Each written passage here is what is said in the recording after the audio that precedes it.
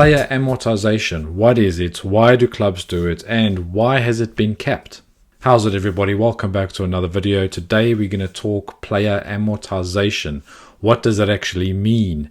Player amortisation is an accounting method which spreads the player's transfer fee over the course of his contract. It's actually been around forever, but there's more scrutiny on it now, more so than ever, with the scrutiny on PSR and FFP. So let's bring up an example here so we can actually paint a picture in terms of what it actually looks like. I'm going to use Alexander Isak as an example for Newcastle purely because he was sold recently and we can see the effect that that actually has on the club's PSR. So as we know, we bought Alexander Isak from Real Sociedad back in 2022-23 for 63 million. Contrary to belief, the buying club very rarely pays the full sum to the selling club. Sometimes it is all up front, sometimes it's over 1 or 2 or 3 years. But that's kind of irrelevant in terms of player amortisation. What is important here is how that affects the club's finances year on year. What is important to know is the length of the player's contract. So for example, if we bought Alexander Isak for 63 million, the annual amortized fee is the transfer fee divided by the length of the contract. So for example, Newcastle bought Alexander Isak for 63 million pound. That player becomes an asset to the club.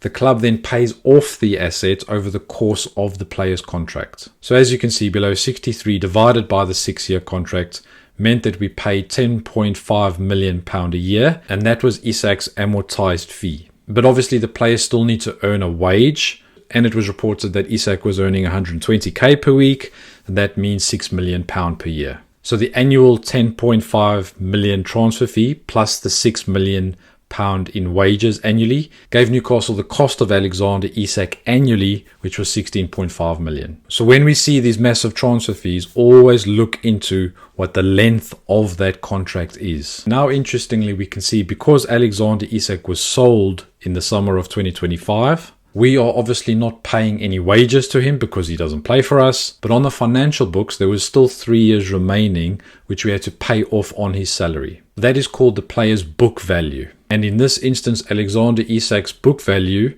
in the summer of 2025 was 31.5 million pounds. Newcastle sold him for 125. That then means the PSR effect was 93.5 million pound in the financial year of 2025-2026. Think about when you're having toast in the morning, you don't just put the jam in the middle of the toast. You also just don't eat the whole slice of bread and chug the jam down your throat. What you do is you spread that jam evenly across the toast and you take bite by bite. That's how you consume a piece of toast. And this is how clubs spread the transfer cost, which is the jam, over the course of their contract, which is the toast. So if a club bought a player for 40 million and they gave him a 4-year contract, the transfer fee would be amortized at 10 million pound per year. Obviously, if the player gets sold during that period, the remaining book value comes off the transfer fee received, and that's the PSR effect for that year. In most instances, the clubs hope that the transfer fee received is greater than the book value so that you can actually make a profit. A couple of facts about player amortization. It's been around forever, and previously the maximum length that you could sign a player for was 10 years. But a massive change came in December 2023 when UEFA noticed some clubs were taking advantage of player amortizations. The biggest of these was Chelsea and Todd Boehly. You may remember in the summer of 2022, Chelsea started handing out outrageously long contracts to players for huge transfer fees. The biggest example of this was Enzo Fernandez coming off his World Cup win with Argentina. Chelsea bought Fernandez for a then record £106.8 million and gave him an 8.5-year contract. If we look at how they amortized their transfer fee, what they did was they stretched the toast and the jam on there, so they only paid £12.5 million per year. I'm going to round that 106.8 million down to 100 million just to make the math a bit easier. What you can see is that Chelsea paid £12.5 million per year on their books for Enzo Fernandez, which is only £2 million per year more than what Newcastle paid Alexander Isak on their books per year, even though the transfer fee was £40 million more. Here's a very quick stat of players with the longest contracts in the top 5 leagues. This is accurate from January 2025, But something stands out massively on this graphic, and that is that Chelsea dominate the list in terms of giving players massively long contracts. Now there is a risk and reward here because some of the players, as you can see, Cole Palmer, Fernandes, have turned out to be really good and valuable. But on the flip side, you've got players like Mudryk and Jackson, for example, who aren't wanted at the club, which means that those players are then sitting on the books of those clubs, even though they're not wanted. And in Mudryk's case, for example, he's on a lengthy ban. So UEFA and the Premier League noticed that Chelsea were doing this, and in December 2023 voted to cap amortisation at 5 years maximum. So even if you sign a player for 6 years or 7 or 8 years, you have to amortize the player's contract at a maximum of 5 years. The other interesting fact, if I bring up Enzo Fernandez graphic again, is that homegrown academy players have zero transfer amortized fee and therefore no book value. Because when you look at academy products, their amortized transfer fee is absolutely zero. The clubs are only paying them a wage. Therefore, if the club ever sells a homegrown player, their book value is zero and the transfer fee received comes 100% on that club's PSR books for that year. What is irrelevant to the player's amortization on the books is the terms of the buying club's transfer fee. So for example, if we look at Isak's 125 million transfer fee, it's irrelevant whether or not that's paid half now, half upfront. That 125 comes immediately on Newcastle's 2025-2026 books. This is what Darren Eales was talking about months back when he was saying that Newcastle have to do player trading. Because that PSR effect of £93 million positive enabled us to get Visa, Voltamada, Ramsey and Elanga, and even though we spent upwards of £200 million on those players, we will be amortizing those transfer fees over the length of those contracts, capped up to 5 years. So what is the point of this? Two things. Number one, academy products. I think we can expect to see a lot more homegrown academy products being sold. Think last year, this is why we sold Elliot Anderson and Jakuba Minter. That came as pure profit in that year. Also think about what Aston Villa needed to do in selling a homegrown product in Jacob Ramsey. Also think about Garnacho, who went to Chelsea from Man United this year. Pure profit to Man United. The other thing to consider is the wage impact per year. I'm going to bring up a couple more graphics here. If you look at the wages, for example, you can see the club has almost doubled what they were paying in wages 3 years ago. We were paying £110 million per year. In the 2023-2024 season, we were paying £218 million a year in players' wages. But let's compare that to the Big Six and also throw Aston Villa in there.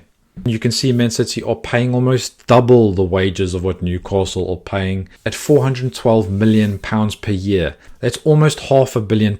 Next on that list is Liverpool at £376 million. And when the 2024-2025 financial results are released by Liverpool, you expect that number to go up drastically. And the 2025-26 ones, seeing as they've bought Wirtz, Isak, Ekitike on huge salaries. Isak, incidentally, is on 250 grand a week, which is more than double what he was getting at Newcastle. Now we know Newcastle have the richest ownership in the Premier League. And we know Newcastle can't go and spend huge amounts on salaries because the only way financially you can do that is by using the money the club's actually earning. And that is primarily through broadcast rights, commercial revenue and match day revenue. Now, broadcast rights generally are related to a club's performance in the league, or more specifically, if a club goes very far in a European competition or domestic cups to a certain extent. Commercial revenue, that's through sponsorships and advertising, merchandise and a little bit of hospitality, and then match day revenue as well. So if we look at Man United, their match day revenue is through the roof. They generally sell out most games. And last year they had a long run in the Europa League. Even though they ended up losing in the final to Spurs, they still banked all that match day revenue.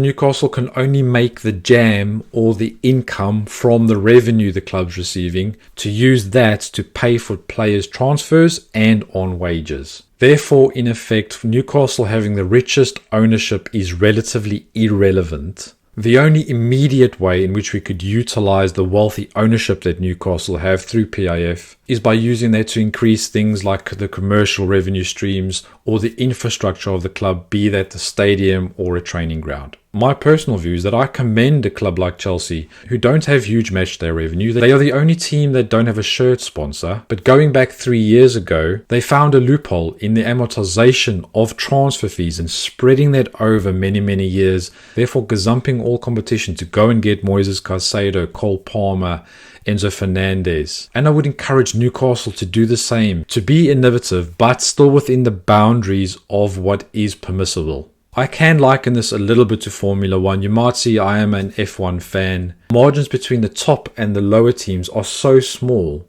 But what the really successful teams do really well is finding loopholes to innovate and to push the boundaries and the rules, but not break them. An example of this is double diffusers and new nose wings, but that's F1 and this is football. Chelsea found a way and a loophole of spreading amortization, selling the women's club to themselves, selling car parks to themselves, and when the Premier League looked at it and said, oh yeah, actually you're allowed to do that, then played catch up and changed the rules, but by then the damage was done. Because when they bring the rules in, you can't backdate them. So they've got Enzo Fernandez and they've got these players now. I do want to make it clear, I want Newcastle to play by the rules, but they've got to be pushing the revenue streams, the matchday streams. The only way that's going to do that is with a new stadium. Also, let's not forget about the importance of results on the pitch. You can have the most successful and innovative boardroom, but what equally matters is results on the pitch. What Chelsea managed to do was give their manager a huge pool of talented players to enable those results on the pitch to come. And if a lot of other clubs were honest with ourselves, including Newcastle, we would all be thinking, why didn't we think of that?